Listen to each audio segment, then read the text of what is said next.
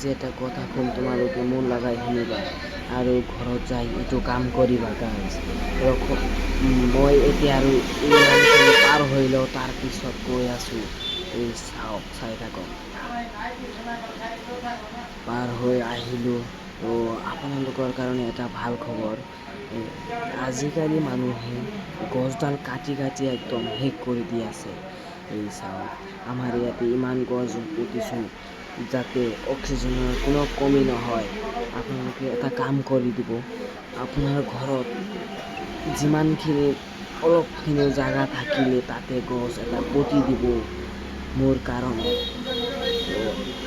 এই চাওক, আমাৰ ইয়াতে গছে গছ, ইমান গছ পুতিছোঁ, ভৱিষ্যতত যাতে কোনো অসুবিধা নহয়। আৰু আজিকালি ইমান ৰ'দ দি আছে আপোনালোকৰ কাৰণে।